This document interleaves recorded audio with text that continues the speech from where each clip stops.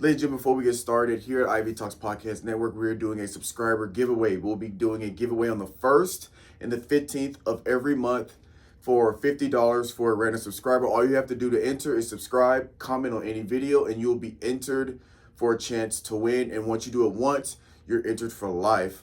And it's going to be on the 1st, 15th of every month. A random subscriber will be chosen to win $50. As you grow, that money will go up. So go ahead, subscribe, comment to enter. Enjoy the show. Ladies and gentlemen, welcome back to another episode of the WNBA coverage. Again, we are getting in closer to the end of the season. Playoffs start in 3 weeks. So for a handful of these teams that we've talked about in previous episodes, pretty much the second half of the season, every game counts for pretty much every team that's not in the top 3. So like usual, we're going to get straight into it. We're going to go over the conference standings, East and West. We'll go over statistical leaders, and then we'll get into the awards and then start talking about some MVP odds as we get closer here to where the awards will be given out for MVP, points per game, the scoring title, et cetera, et cetera. So let's get straight into it. Where are we at? Where's my notes? All right, in the East, we have at number 1, Atlanta Dream takes out New York Liberty at the number 1 spot. Now, Minnesota Lynx and New York Liberty are playing right now as you speak. I actually have the game on right behind the iPad, and New York is up 10 points with like a minute 42 left in the half. So if New York wins this one, they will slide back up to that number 1 spot. Or it'll be a tie depending on the win-loss situation. But New York Liberty, if they lose or win this one, they'll probably take back the number 1 spot. But as of right now, since the game's not over, Atlanta Dream sitting at the number 1 spot in the East, New York Liberty at 2, Indiana Fever at 3, Washington Mystics at 4, Chicago Sky at 5, Connecticut Suns at 6.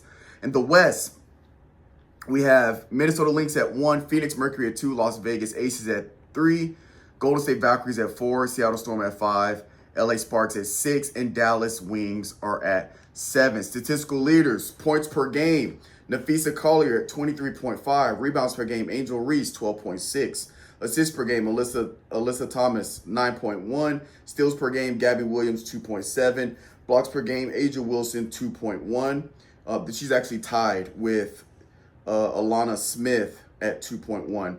And field goal percentage, Hamby at 57.3, 3 points percentage, Kennedy Burke at 46% from the 3. Free throw percentage, Sabrina Ionescu, 99.3% from the free throw line. Minutes per game, Kelsey Plum, 35.6. Turnovers, Alyssa Thomas at 3.4. Now, overall standings, which is basically the playoff picture of the top 8 teams. Minnesota Lynx are still sitting at number 1. They stayed there pretty much all season. Atlanta Dream moves to the 2nd seed, and New York Liberty drops to the 3rd seed, so Atlanta Dreams has moved up 1. Phoenix Mercury still sitting there at that 4th spot. Las Vegas Aces are up 1 at the 5th spot, which is interesting to see. We talked about how a lot of teams are going to be moving around. Las Vegas Aces 2 or 3 weeks ago were the 9th seed, the first team out. Now they're sitting there right there, kind of in the middle of the pack at the 5 seed. Indiana Fever drops 1.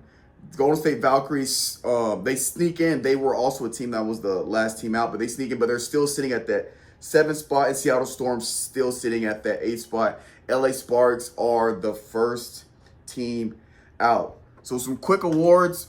West Player of the Week, we have Aja Wilson for the week. She's averaged 27 points per game, 13.3 rebounds, and 2.3 blocks. East Conference Player of the Week, Kelsey Mitchell, 25.3 points per game, 2.3 rebounds per game, and 5.7 rebounds per game for last week. Now getting into some news around the WNBA. Sue Bird, first WNBA player to receive a statue.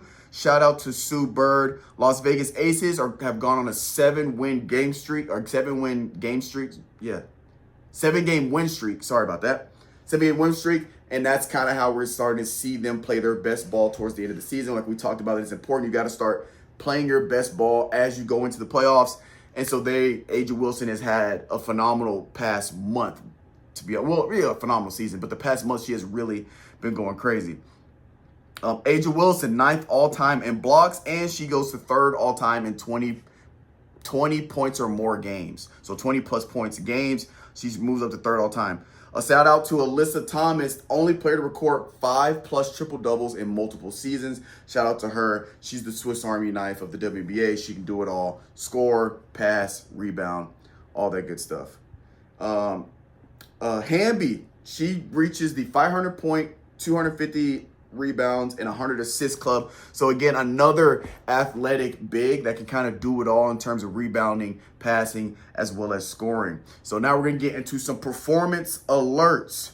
A'ja Wilson, 34 points and 8 rebounds this past week, and she dropped a 30-point, 16 rebounds and 2-block game in this week. So again, she's going on a tear, which is a testament or the reason why the Las Vegas Aces are going on this run right now. Kelsey Plum, 28 points and 5 assists in the same game. Hamby, 20 points, 10 rebounds, 4 assists. They got the dub there this week for both of them playing. And I believe Hamby had the game winner for that one as well. So they were down, come back, all that good stuff. Nice to see. Kelsey Mitchell, 38 points, a rebound, 6 assists, and 2 steals. Again, she has really stepped up with kind of the ups and downs that the Fever are having, with Caitlin Clark being in, being out, injuries with Sophie Cunningham getting hurt. So she's really stepped up in where she needed her in terms of taking on a role to not only facilitate, but to the score of the ball as well. Courtney Williams, she drops 26, 5 rebounds, 5 assists. Paige Buckets, she had a 29-point, 4 rebound, 5 assist game.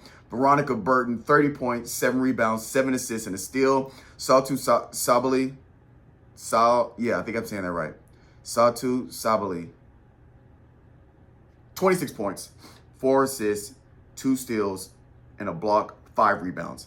So those are just a few of many of the performance alerts we've had. Obviously, we can't do everybody because this pod would be way too long.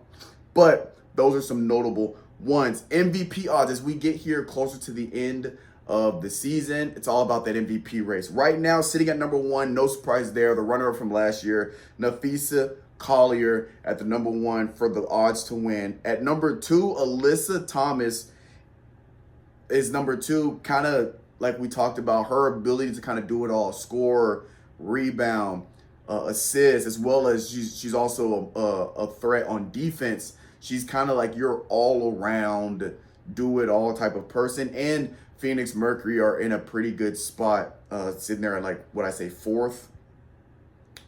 Yeah, Phoenix Mercury sitting there at 4th, so they are having a really good season. Next is Sabrina Ionescu. No surprise there. For the most part, the majority of the season, they've been the number 2 seed overall. They just dropped to number 3, but having a really good season, and she's performing at a high level. Of course, no surprise, A'ja Wilson sitting there at that 4th spot. I do believe if A'ja Wilson continues this level of player she's at, and somehow, at some way, Las Vegas Aces end up as like 3rd or 4th overall, I could see her sliding to like 2nd favorite odds, just because she continues dropping these 30-point games and having these 20, 30-point games. They go on a win streak. They're kind of doing what the Minnesota Lynx did last year, where Minnesota Lynx were kind of middle of the pack. They weren't too good in the beginning. Then they kind of got like middle of the pack overall. And then towards the end, they just went on this crazy like 15-game win streak, or out of 15 games, they won like 13, something crazy last year. And they ended up going to the finals. And the Napheesa Collier obviously ended up becoming runner-up. Vegas is kind of doing the same thing this year, where